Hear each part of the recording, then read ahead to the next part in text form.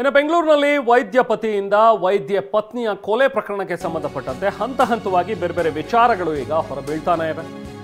ಈ ಕೊಲೆ ಕೇಸ್ನಲ್ಲಿ ಕೆಲವೊಂದಷ್ಟು ಬೆಚ್ಚಿ ಬೀಳಿಸುವಂತಹ ಸಂಗತಿಗಳು ಬಯಲಾಗ್ತಾ ಇದೆ.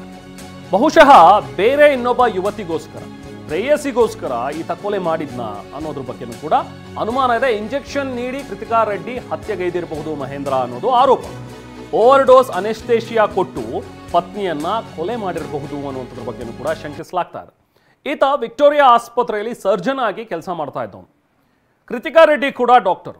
ಆದರೆ ಆಕೆಗೆ ಕೆಲವೊಂದಷ್ಟು ಆರೋಗ್ಯ ಸಂಬಂಧಿ ಸಮಸ್ಯೆಗಳಿತ್ತು ಅನ್ನುವಂಥದ್ದನ್ನು ಹೇಳ್ತಾರೆ. ಅದಕ್ಕೋಸ್ಕರ ಸ್ವತಃ ಈ ಡಾಕ್ಟರ್ ಮನೆಯಲ್ಲೇ ಈಕೆಗೆ ಟ್ರೀಟ್ಮೆಂಟ್ ಕೊಡ್ತಾ ಇದ್ದಂತೆ. ಬಹುಶಃ ಆ ಟ್ರೀಟ್ಮೆಂಟ್ ನೆಪದಲ್ಲಿ ಈಕೆಗೆ ಅನಸ್ತೇಷಿಯಾ ಓವರ್ ಡೋಸ್ ಕೊಟ್ಟು ಸಾಯಿಸಿರಬಹುದು ಅನ್ನುವಂಥದ್ರ ಬಗ್ಗೆ ಈಗ ಅನುಮಾನಗಳಿವೆ. ಯಾಕಂದರೆ FSLನಲ್ಲಿ ಈಕೆಗೆ ಅನಸ್ತೇಷಿಯಾ ಓವರ್ ಡೋಸ್ ಆಗಿರುವಂಥದ್ದು ವರದಿಯಲ್ಲಿ ಗೊತ್ತಾಗಿದೆ. ಮನೆಯಲ್ಲೇ ಕೃತಿಕಾಳ ಕಾಲಿಗೆ IV ಹಾಕಿದ್ದಂತೆ ಈತ.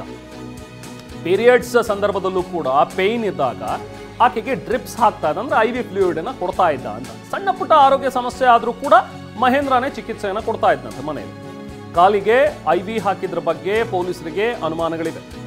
ಕೆಲವೊಂದು ಸಂದರ್ಭದಲ್ಲಿ ನಾವು ನೋಡ್ತೀವಿ, ವೈದ್ಯರು ಕೂಡ ಈಗ ನಮಗೆ ನಾಡಿ ಸಿಗಲಿಲ್ಲ, ಅಲ್ಲಿಗೆ IV ಫ್ಲೂಯಿಡ್ ಹಾಕೋದಕ್ಕೆ ಕೈಯಲ್ಲಿ ಸಾಧ್ಯ ಆಗಲಿಲ್ಲ ಅಂತ ಹೇಳಿದ್ರೆ ಬೇರೆ ಬೇರೆ ಭಾಗಗಳಲ್ಲಿ ನೋಡ್ತಾರೆ, ಕಾಲಿಗೂ IV ಹಾಕೋದನ್ನು ಗಮನಿಸಿದ್ದೀವಿ. ಸೊ ಬಹುಶಃ ಆ ಥರದ್ದೇನಾದರೂ ಈತ ಪ್ರಯತ್ನ ಪಟ್ಟಿದ್ದ ಅನ್ನುವಂಥದ್ದು ಕೂಡ ಪೊಲೀಸರು ಅನುಮಾನವನ್ನು ವ್ಯಕ್ತಪಡಿಸಿದ್ದಾರೆ. ಆದರೆ ಕೆಲವೊಂದಷ್ಟು ವಿಚಾರಗಳಲ್ಲಿ ನಾವು ನೋಡ್ತಾ ಹೋದರೆ ಈ ಅನಸ್ತೇಷಿಯಾ ಅದು ಹೇಗೆ ICUನಲ್ಲಿ ಮಾತ್ರ ಕೊಡಬೇಕಾಗತ್ತೆ, ಈತನಿಗೆ ಹೇಗೆ ಸಿಕ್ತು, ಇದೆಲ್ಲದ್ರ ಬಗ್ಗೆ ಈ ಕಿಲ್ಲರ್ ಡಾಕ್ಟರ್ ಬಗ್ಗೆ ಜನ್ಮಜಾಲ ಆಡ್ತಾ ಇದ್ದಾರೆ. ಪತ್ನಿಯನ್ನ ಕೊಂದ ಮಹೇಂದ್ರನ ಬಗ್ಗೆ 3 ಆಯಾಮಗಳಲ್ಲಿ ಈಗ ತನಿಖೆ ಆಗ್ತಾ ಇದೆ.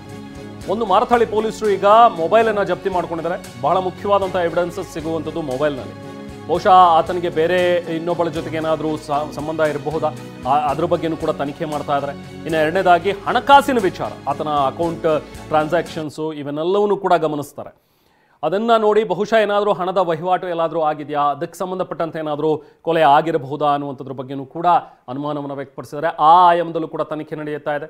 ಇನ್ನೊಂದು, ಮೂರನೇದು, ಅನಾರೋಗ್ಯ ಪತ್ನಿ ಬೇಡ ಅಂತ ಹೇಳಿ ಆಕೆಯಿಂದ ಗೆಟ್ ರಿಡ್ ಆಫ್ ಆಗೋಣ, ಆಕೆಯನ್ನು ಸಾಯಿಸೇ ಬಿಟ್ರೆ ಒಳ್ಳೆಯದು ಅನ್ನುವಂಥದ್ರ ಬಗ್ಗೆ ಆತ ಏನಾದರೂ ಯೋಚಿಸಿದ್ನ, ಹಾಗಾಗಿ ಏನಾದರೂ ಕೊಲೆ ಮಾಡಿರಬಹುದಾ ಅನ್ನುವಂಥದ್ರ ಬಗ್ಗೆನೂ ಕೂಡ ಆಯಾಮದಲ್ಲಿ ತನಿಖೆಯನ್ನು ಮಾಡ್ತಾ ಇದ್ದಾರೆ. ನಾವು ಪ್ರತಿನಿಧಿ ಪ್ರಜ್ವಲ್ ಮತ್ತಷ್ಟು ಡೀಟೇಲ್ಸ್ ನೀಡ್ತಾರೆ. ಪ್ರಜ್ವಲ್, ಈಗ ಈ ಕಿಲ್ಲರ್ ಡಾಕ್ಟರ್ ಬಗ್ಗೆ ಮತ್ತಷ್ಟು ಡೀಟೇಲ್ಸ್ ಏನು ಲಭ್ಯವಾಗ್ತಾ ಇದೆ? ಈತನ ಹಿಸ್ಟ್ರಿ ಕೂಡ ಈಗಾಗಲೇ ಓಪನ್ ಆಗಿದೆ. ಬಹುಶಃ ಈ ಮುಂಚೆ ಕೂಡ ಈತ ಪೊಲೀಸು ಈ ಕಚೇರಿ ಅನ್ನುವಂಥದ್ರಲ್ಲಿ ಇದ್ದ ಅನ್ನುವಂಥದ್ದು. ಹಾಗೆ ಈ ಪ್ರಕರಣದಲ್ಲಿ ಯಾವ್ಯಾವ ಹಂತದಲ್ಲಿ ಯಾವ್ಯಾವ ಆಯಾಮಗಳಲ್ಲಿ ಈಗ ತನಿಖೆ ಸಾಗ್ತಾ ಇದೆ ಪ್ರಜ್ವಲ್?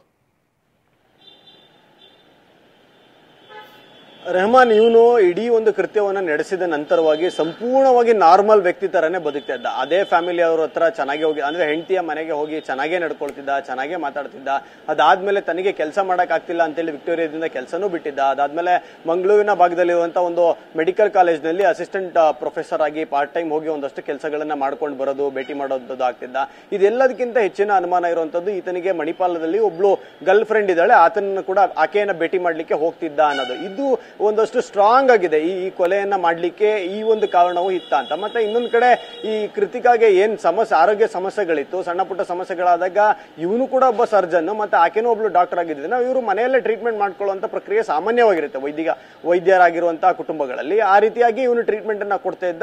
ಈ ಸಂದರ್ಭದಲ್ಲಿ ಅಂದ್ರೆ ಆಕೆ ಡೆತ್ ಆದಂತ ಸಮಯ ಏನಿದೆ 2025 23ನೇ ತಾರೀಕು ಏಪ್ರಿಲ್ ನಲ್ಲಿ ಏನ್ ಘಟನೆ ನಡೆಯುತ್ತೆ, ಈ ಘಟನೆ ನಡೆದಂತ ಕಳೆದ 2-3 ದಿನಗಳಿಂದನೂ ಈತನೇ ಮುನ್ನೆಕೊಳ್ಳದ ನಿವಾಸದಲ್ಲಿಯೇ ಟ್ರೀಟ್ಮೆಂಟ್ ಅನ್ನ ಕೊಟ್ಟಿದ್ದ. ಪ್ರಮುಖವಾಗಿ ಕೊನೆ ದಿನ ಅಂದ್ರೆ 23ನೇ ತಾರೀಕು ಸಂಜೆ ಈತ ಬಂದು ಮನೆಯಲ್ಲಿ ಊಟ ಮಾಡೋದಿಲ್ಲ. ಕೊನೆದಾಗ ಆಕೆಗೆ ಒಂದು IV ಮೂಲಕ ಒಂದು ಇಂಜೆಕ್ಷನ್ ಅನ್ನ ಕೊಡಬೇಕಂತೇಳಿ ತೀರ್ಮಾನ ಮಾಡ್ತಾನೆ. ಅದನ್ನ ಕೊಡ್ತಾನೆ. IV ಅನ್ನ ಕಾಲಿಗೆ ಕೊಡ್ತಾನೆ.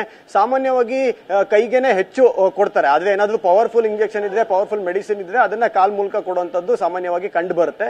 ಪೊಲೀಸರಿಗೂ ಮೊದಲನೇದಾಗಿ ಇದು ನಾರ್ಮಲ್ ಅಲ್ಲ ಅಂತೇಳಿ ಒಂದು ಅನುಮಾನ ಬರುತ್ತೆ. ಹೀಗಾಗಿನೇ ಪೊಲೀಸರು ಒಂದು ಅನುಮಾನವನ್ನ ವ್ಯಕ್ತಪಡಿಸಿ ವೈದ್ಯರನ್ನ ಕೇಳಿದಂತ ಸಂದರ್ಭದಲ್ಲಿ ಅವರು ಇಲ್ಲ, ಒಂದಷ್ಟು ಪವರ್ಫುಲ್ ಮೆಡಿಸಿನ್ ನ ಕೊಡಬೇಕಾದ್ರೆ ಈ ರೀತಿಯಾಗಿ ಕಾಲ್ಗೆ ಕೊಡ್ತಾರೆ ಅಂತ ಹೇಳಿದ್ರು. ಹೀಗಾಗಿ ಆ ಕ್ಯಾನ್ ಅನ್ನ ಮತ್ತೆ ಆ ಸಿರಿಂಜ್ ನ, ಅಂದ್ರೆ ಆ ನೀಡಲ್ ಏನಿತ್ತು, ಆ ನೀಡಲ್ ನ ಮತ್ತೆ ಆ ಪೈಪ್ ಏನಿತ್ತು, ಇದೆಲ್ಲದನ್ನು ಪೊಲೀಸರು ಸೋಕೋ ಅಧಿಕಾರಿಗಳ ಮೂಲಕ ವಶಕ್ಕೆ ಪಡ್ಕೊಂಡಿರ್ತಾರೆ. ಅದನ್ನ ಪ್ರಮುಖವಾಗಿ FSLಗೆ ಕಳಿಸ್ತಾರೆ. ಮತ್ತೆ ಜೊತೆಗೆ ಈಕೆಯ ದೇಹದ ವಿಸರವನ್ನ, ಅಂದ್ರೆ ದೇಹದ ಭಾಗಗಳ ಸ್ಯಾಂಪಲ್ಸ್ ಗಳನ್ನು FSL ಕಳಿಸ್ತಾರೆ.